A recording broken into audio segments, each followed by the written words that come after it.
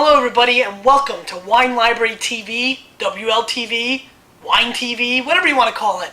I am your host, Gary Vaynerchuk. And today we've got one. That's right, one wine. And the reason I picked this wine is because, the educational aspect of Wine Library TV has been a really exciting part. And before we get into the wine today, I once again want to shout out to all the people who've been leaving comments and questions. Did you notice that yesterday I forgot to ask a question of the day? I mean, are you kidding me? Huge mistake and a big blunder on my part. There will be one today, I promise. More importantly, the comments and emails that I get every day feed this tool, feed this Wine Library TV, and I hope I'm bringing value. Just not entertainment value by silly, descriptions that I give on wine, but really wine knowledge and things that are going on in the wine industry. And once again, we will be taking comments from the comments section, so please leave any question you have. Which leads me to the singular wine today. We're going to talk about Swiss wine today. I bet you didn't think we were going to do that. And today what we have is the Louis Bavard Terre Arbor Espèce White, which is a white wine that comes from the Lake Geneva area. A lot of people feel that Swiss's biggest kept secret is their wines. Their wines are actually exceptional, but nobody really ever talks about them. And of the 200 million bottles made each year in Switzerland, I think the reason is because most of them don't get exported out. The people there themselves consume them, drink them, go wild.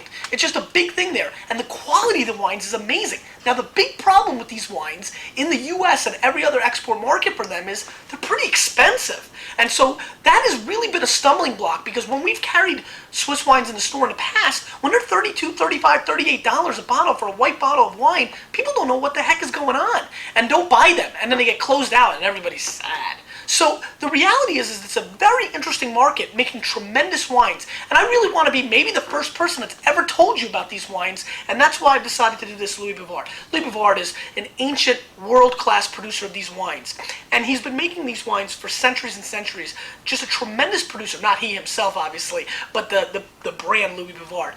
And the wines are just exceptional. They're really inspiring. And what's really fun about this wine is we're carrying this for one reason only, because the distributor and the supplier couldn't sell the wine, and we got a special price on it. So we're selling it for about half the price it normally sells for. But this wine easily is a $30 bottle of wine retail and $50 or $60 at a restaurant list. So let's see what happens as we taste this wine. Again, I haven't tasted this in a little while, beginning of the summer, but I think what you're going to get is a real golden color. You can see a little frizzante, a little bit of bubbles in there. It makes it a lot of fun. Bubbles are fun, But more importantly, Chazalise.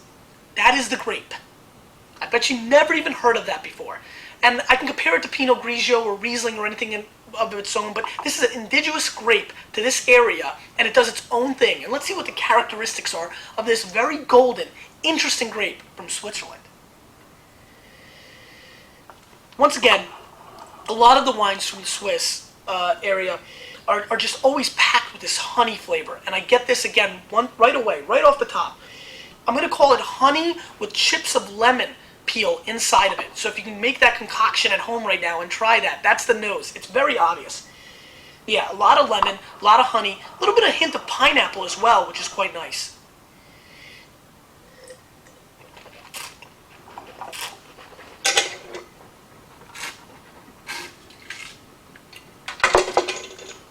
Nice wine.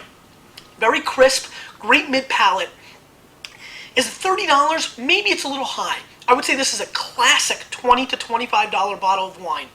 I would say that it's really complex on the mid-palate, very long finish. I'm really excited about the overall quality. It's got that spritziness of a young Italian white wine, but the long mid-palate and structure of a classic Riesling or Pinot Blanc. Reminds me of an Alsatian wine that way. A lot of structure.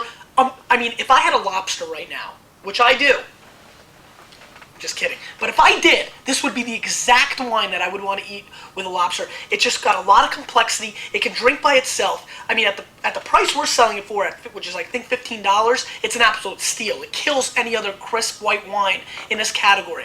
But more importantly, what I really want to get across today with this wine is that there are so many great wines out there that you've never even thought about, and the wine world is changing. South Korea, India, wines are starting to pop up everywhere. New Jersey. I mean, it's really an ever-changing world, and if nothing else, and we've said this 100 times, please expand your horizons. if you do anything for me ever, go out and try a Swiss white wine if you can. There's parts of this country where you're not going to find them, but you really need to try and do it, because I think you'll find a wine, especially if you like Alsatian or Italian whites or Crisp Sauvignon Blancs. I think you're finding a wine of more interesting aspects, different flavor profiles than you're used to, and just world class. I'm going to score this 90 points easy based on $20. I do score by dollar amount when I score these wines. I noticed there was a comment about that. So anywhere between $20 and $25, I think this is a 90-point wine. I think it was exceptional, and I hope you seek out some wines. Which leads me to the questions of the day. Let's go to them. Let me pull out the trusty questions. Question number 1. Nick says, Gary, another great episode. Your change of stemware today was that Burgundy Grand Cru inspired my questions. What is your opinion on Riedel's and other shape for everyday grape if we drink a wide variety of wines and don't want to invest in or have the space for dozens of different wine glasses? What shapes are best multitaskers? Lastly, are the high-end crystals really worth the money? Nick, it's a tricky question. Glassware, and this is a Riedel all-purpose kind of tasting glass, is a very tricky subject. I used to be like, this is bullcrap marketing, and totally against it. Then I went to a blind tasting in New York City where we tasted 9 wines, all blind, out of 9 different glasses. The wine was the same, and they were trying to show us the difference in wine glassing.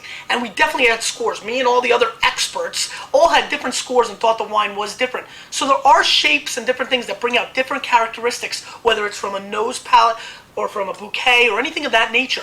So, to answer your question, the ones I tend to use is the Bordeaux or the Burgundy glass. I find it to work for my Barolos and my Tuscan, Sangiovese, Syrahs, blah, blah, blah, blah, blah. Those are 2 that I use. Is it worth it? I would say at least one set. One set of something different than the bulky this or the Waterford that. I would like to have one set of real wine glasses in your apartment or your home, and I would go with the Bordeaux or the Burgundy. Is it really worth it? I'm not sure. For me, yes, but you know, it's a toss-up. I mean, it's one of those things, kind of. Daniel says, Dan, I'm glad to see that I was not the only kid tasting tar. Right on, Dan. Several episodes ago, you said there are no great wines, only great bottles. Unless I misheard this, doesn't this obviate all the tasting and scores? I hope you can comment on this. Thanks. Dan in Houston. Dan, there's only great bottles. Wine is a living and breathing thing, and there is variation. Now, 80 to 90 to 95% of the wines all taste pretty much in the same realm. Then you have the bottles that just had a little more love and seem to taste well, and the ones that, you know, are just beat up and just corked, or the heat got to them.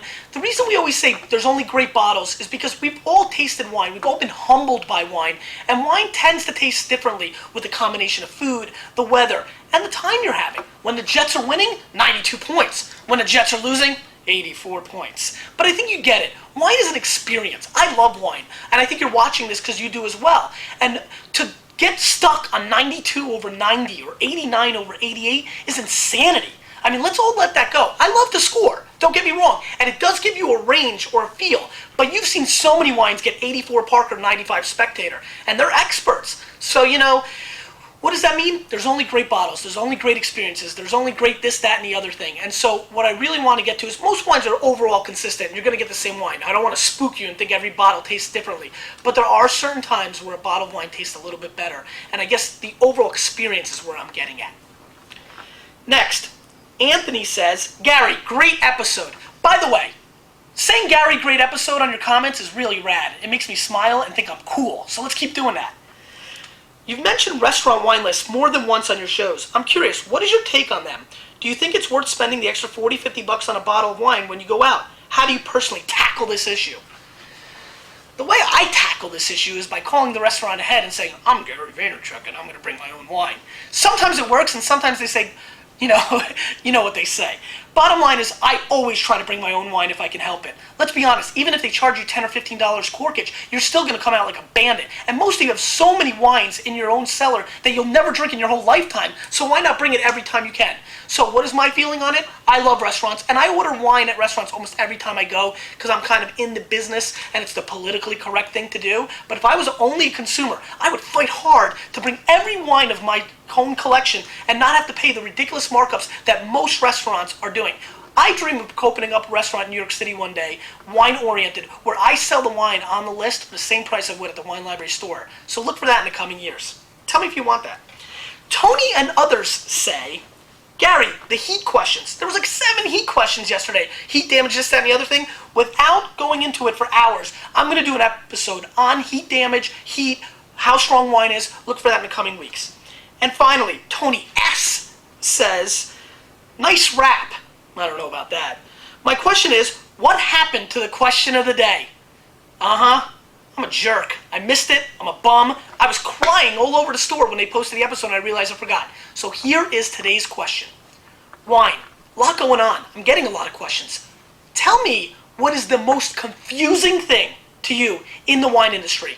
There's a lot of things that confuse me. I'm just curious. And I want everybody to ask me a question this time.